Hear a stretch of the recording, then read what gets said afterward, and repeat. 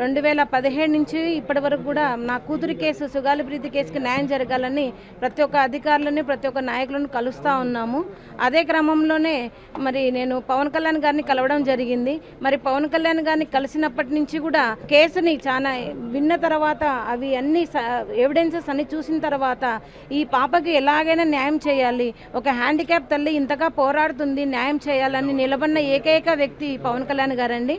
మరి పవన్ కళ్యాణ్ గారు 2019 నుంచి కూడా మా కేసు కోసం పోరాడుతూ ఉన్నారు. మరి 2020లో కూడా మరి కర్నూలులో లక్షలాది మంది జనాలతో ర్యాలీ చేయడం జరిగింది సుగాలి ప్రీతి కేసుకి న్యాయం జరగాలని. పోయిన నెలలో కూడా మరి అన్నగారు డిప్యూటీ సీఎంగా గెలిచిన తర్వాత కూడా మరి అన్నగారు పిలిపించి మమ్మల్ని కేసు గురించి మళ్ళీ మాట్లాడడం జరిగింది.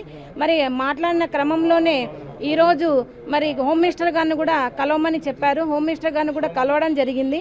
మాకు గత ప్రభుత్వంలో జగన్మోహన్ రెడ్డి గారు ఈ 5 సంవత్సరాల్లో మా కేసుకు, మా కుటుంబానికి, తర్వాత మా వెంట ఉండి నడిచిన జన సైనికులకి, హర్షద్ గారికి, బాలసుందరం గారికి, ఇలా మా వెనకలున్న ప్రతి ఒక్క నాయకులకి ఎన్ని కష్టాలు పెట్టారో, ఎన్ని నష్టాలు చేశారో, కేసును ఎంత నీరు గార్చారో మరి మేము సుదీర్ఘంగా మరి హోమ్ మినిస్టర్ గారికి వివరించడం జరిగింది. మేడం గారు చెప్పడం జరిగింది, అమ్మ మీ కేసులో ఏ అధికారి అయినా, అవతల ఎంత న్యాయకులైనా కూడా మీ కేసులో అన్యాయం చేసినారని తెలిసిన వెంటనే వాళ్ళ మీద చర్యలు తీసుకోవడం జరుగుతుందని చెప్పారు.